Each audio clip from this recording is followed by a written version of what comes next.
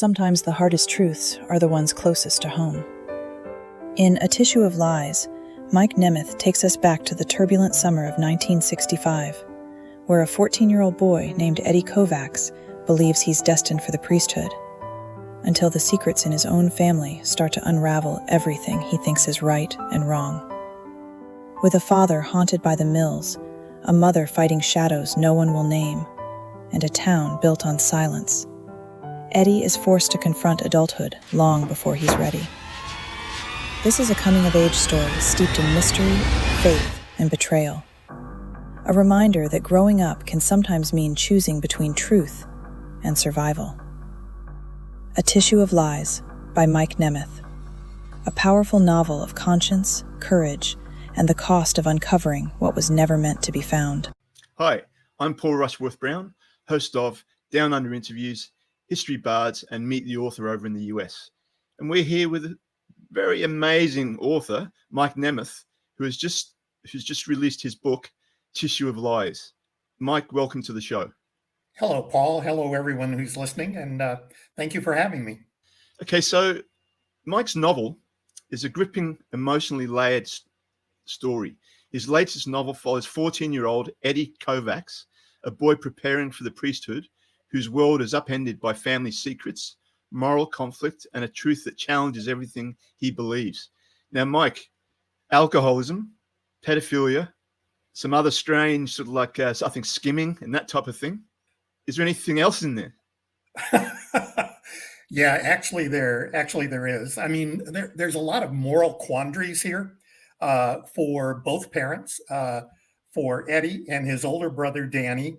They're all ordinary people who are suddenly faced with questions they hadn't anticipated they would have to deal with. And so the story is really about how do we make those moral choices, and when can we make choices that are outside our normal morality for something that we think might be a greater good. So it's a coming of age story, right, about Eddie. Okay. And, all those sort of like things happening with his family and that type of thing. His mother's an alcoholic. His father's skimming money from off the accounts. What made you bring all those types of things into the story?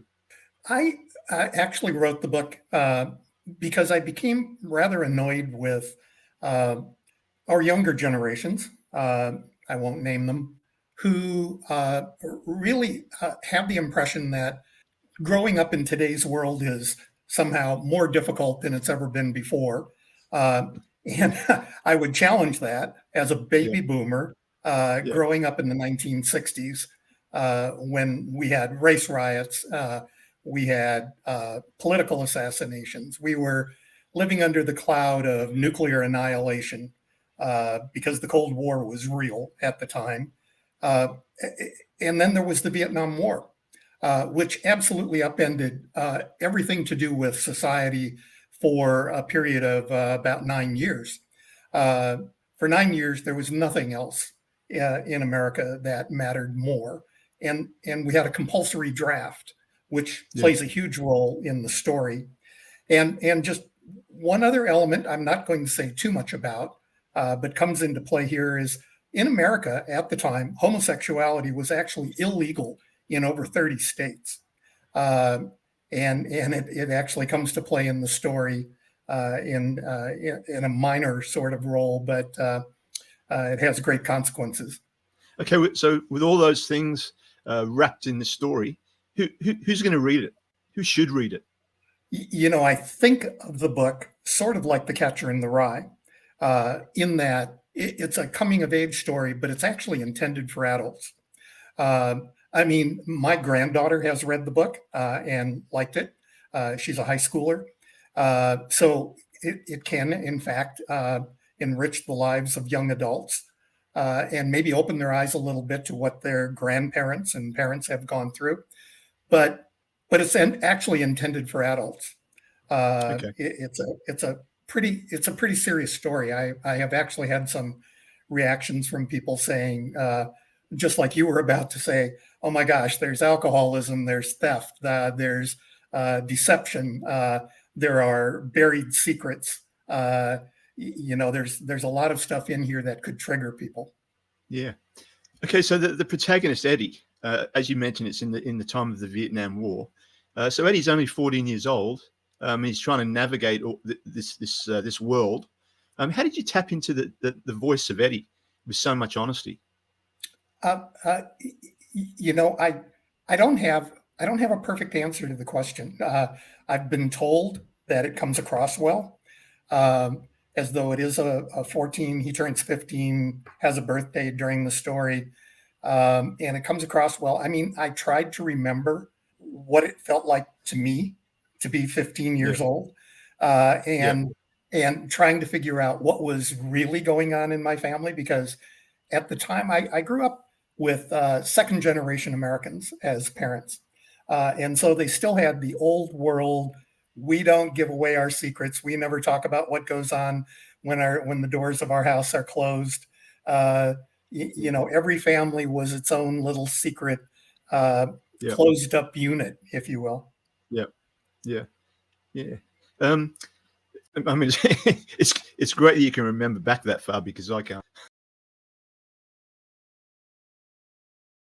Two women shaped his life, a mother who refused to break, and a wife who met every storm with courage.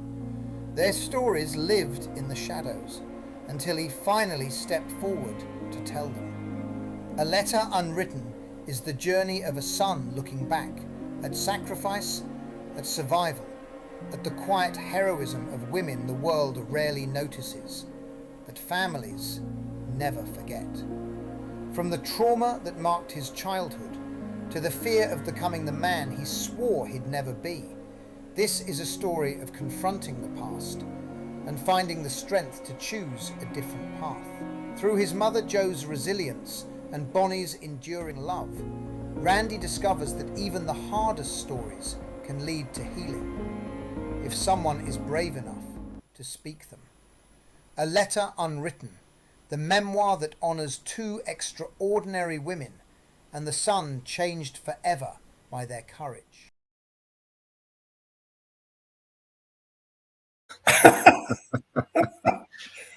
Okay, so... Well, don't ask me what I did yesterday, okay? Yeah. So the novel's set in 1965. How important was this historical backdrop to this journey of your protagonist, Eddie? Well, I thought extremely, because the angst that young people feel today, we certainly felt at the time. The Vietnam War was the living room war. We had embedded news people with all of the units fighting in Vietnam. We saw casualties, we saw attacks, we saw firefights on television. And if you were of an age, which Eddie's older brother Danny is, of an age where you could be drafted and you were watching these things on the evening news, Walter Cronkite every evening telling you, how many of us died that day. The anxiety level was just enormous. It was huge. It was all anybody thought of. Basically, how do I survive? How do I either get out of this or find a way where I don't have to go through 10,000 miles away to die? Yeah. So did you actually go to Vietnam? I did. Yeah. I did. That's a long, funny story that I will keep shorter. But I actually, I'll just say finagled my way. I was in the Army, finagled my way into an assignment in Thailand, which is 2 countries to the west of Vietnam. Well, it turned out I was stationed on an Air Force base where the pilots flew every morning to North Vietnam to drop bombs. I've never met more courageous people, because only half of them would ever come back. But my job was to actually supply units that were in Vietnam. And so I ended up having to travel in and out of the country. I mean, that sounds like a story in itself, a book in itself. A Tissue of Lies actually has a sequel, which was published first, called The Two Lives of Eddie Kovacs. And in that novel, there's a good bit of that story. Okay. Wonderful. So Frank, Eddie's father's a complicated man by the sounds of it, proud, flawed, and domineering of his two sons. What inspired his character, and how central is he to Eddie's life and the crises that he goes through? Basically, Eddie is growing up with two competing forces trying to build his character and personality, and one is his father, and the other is the Catholic Church. And frankly, Eddie isn't sure he can trust either one of them, to be truthful. So Frank is a guy like I think a lot of World War II veterans who fought for their country, won a huge war, and came home to a lot of praise and well-wishing, certainly, but ends up an uneducated person working in a factory for blue-collar wages, a life that, frankly, Frank thought he was better than. Frank thought he deserved more than the life that he had gotten. And then, he's married to an alcoholic woman. They have 3 children. They can barely afford these children. So Frank is a guy who's grasping for what can save me, what can save my family. And the answer to that is the older brother, Danny, who is a star baseball player, expected to get a professional contract. The family is going to live off of Danny's fame until Danny gets his draft notice. Yeah, right. Yeah, I mean, what a shocking time for young men back then when you think about it. Sitting in your lounge room with your family. And they used to didn't they used to sort of like televise the draft, or did you just get a letter? No, they definitely televised the draft. Right. So in the early days, you just got a letter from your local draft board. When it came in the mail, you had to go. But then there were so many protests about who are these kids who are having to go fight, because they were mostly lower middle class kids who were getting drafted. Upper class kids who had money found other ways to get around it. Yep. So they instituted a draft lottery based upon birth dates. And so they would have this show, Paul, where these Defense Department people, very robotic in their black suits, would get up there with this big bowl, like you see drawing balls for a lottery. And it was exactly the same thing. And they draw a ball and go, September 4th, you've just been drafted.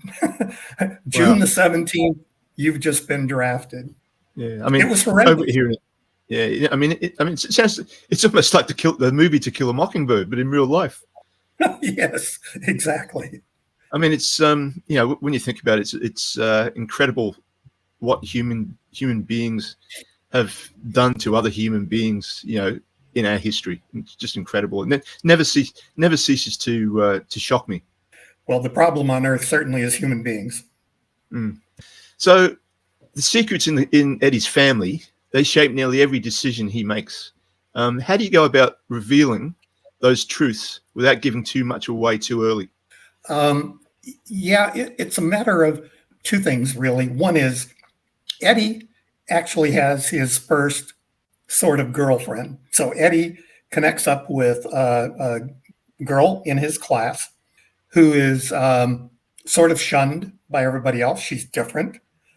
She's even poorer than everybody else in the class, for one thing, and dresses differently, and so forth. But he becomes very interested in her. She's very intellectual, piques his curiosity. She knows things that Eddie doesn't know, which intrigues him. And so they connect up, and she's really kind of the catalyst for, let's figure this out. What do you really know over there? Let's go look in cemeteries and see who your forebears were. Let's go through church records. When Eddie's grandmother passes away, I was thinking about whether to reveal that or not. She was actually the person closest to him. And they go through all of her things, and they find a lot of evidence that the environment in which Eddie grew up was basically untrue. That the family's origins and things that had happened in the family's history were revelations that he had never heard and would never hear actually from his parents. Mm. So there's a little bit of a mystery story that goes on under the covers as well. Yeah. Maybe we shouldn't delve too deep into that. It might spoil it for other people.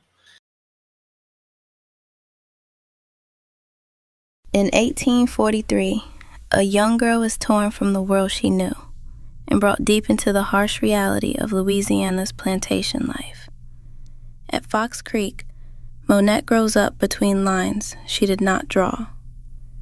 Lines that decide who belongs, who serves, and who survives. Childhood slips away. Silence becomes protection. And every day, the weight of the place presses harder. Cyrus, the boy taken with her, grows into the steady presence in the fields, the one who watches over her when no one else will. But danger doesn't always shout. Sometimes it stands at a distance, just watching. When the planter's son begins to notice her, out gathering wood, in quiet corners, in passing glances, the ground beneath her feet shifts. So it's quite emotional, this story. And part of Eddie's journey was drawn from your own experiences growing up. Without sort of like giving any spoilers away, can you give us a little bit of insight into that? I mean, you mentioned before that you tried to remember, how when you were Eddie's age. Can you give us some sort of things from your childhood or from your adolescence that directly inspired you to give part of Eddie's character? So I was much older by the time it happened, but when Ancestry.com came along, I actually submitted my DNA and began to find out things about my own history that were different from anything I had ever heard before. And I tried to imagine how that would feel. I was an adult at the time, but how would that feel if you were a child, if you were trusting everything that you were told by all of the adults in your life, and then you learned, oh my gosh, I'm not what I thought I was. They're not what I thought they were. So I tried to sort of backfill it a little bit that way. But as I was going to college, as I mentioned earlier, Paul, I mean, there was nothing more on our minds than who was going to get drafted, who would survive, how are you going to avoid the draft. So it was really, really easy for me to conjure up those feelings again and implant them in a 15-year-old brain. Yeah. Did you, obviously, parts of that, it sounds like it would have been very emotional for you, sort of like writing about it again. Yes. Yeah. It was by half cathartic and by half daunting and emotional. Yeah. So the novel, one of the strongest themes of this thing about right versus wrong. What do you hope readers will walk away with? Will they question it? What sort of sentiment will they walk away with, or after they close that last page? Or what type of sentiment would you like them to walk away with after closing the last page? I think two things. There are times when it is right to be defiant, but we have to realize that every defiance carries a cost, and you have to be prepared to pay the cost of your defiance. But it's important to be defiant. I think growing up in the 60s, that may have been the core lesson that we all learned, during the anti-war protests and the racial protests and riots and so forth. We grew up in an environment where we were taught, if you want things to be different, you have to be defiant. You have to make things change, because the status quo is so powerful.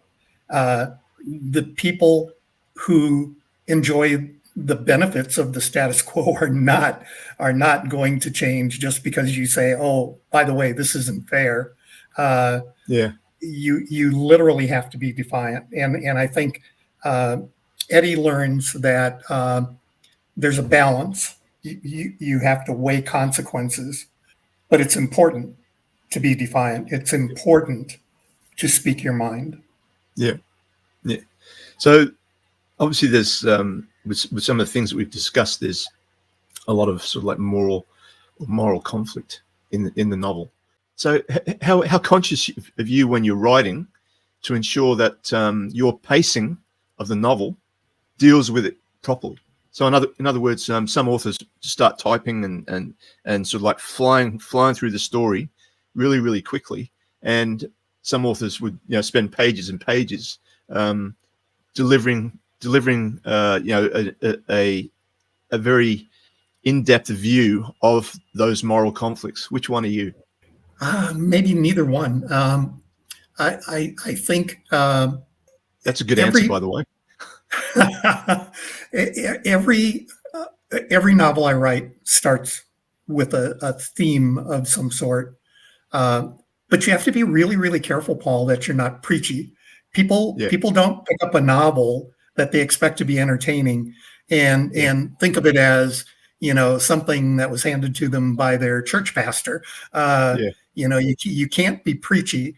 But I also believe that actions speak louder than words. I heard that from my parents. So I tend not to have the characters get very preachy either. I did this because it's the right thing to do kind of thing. I don't do a lot of that. What I show is, they might have a choice and they make a choice. And their actions tell you more about what they were thinking in a way that's easier to digest than reading page after page of moral philosophy. Yeah. Good. Okay, so this is your second book with that tells a story about the Kovacs family. Is there going to be a third? Very possibly. So, as I mentioned earlier, there's a sequel where Eddie is a grown-up. He's a detective who is asked to go undercover into a condo complex on Tybee Island, Georgia, where the DEA believes people are dying of opioid overdoses. And he runs into more moral conflicts because that's not why these people are dying. And that story ends in a fairly upbeat fashion. He meets a resident that he falls in love with. So what happens next? Do they just live happily ever after, or is there more to tell about the ways in which Eddie can run into moral conflict? Yeah. Outback Odyssey is a compelling tale of adventure, discovery, and resilience set against the rugged backdrop of 1950s Australia. A young man from Yorkshire seizes the opportunity to emigrate under the Big Brother movement scheme and finds himself thrust into a world far removed from the life he knew. Arriving at a remote sheep station, he works alongside seasoned Aboriginal stockmen who teach him the unforgiving ways of the outback. By reading between the lines, Outback Odyssey becomes a timeless exploration of the human experience, resonating deeply with the ongoing conversation about Indigenous recognition and the pursuit of a truly inclusive national identity.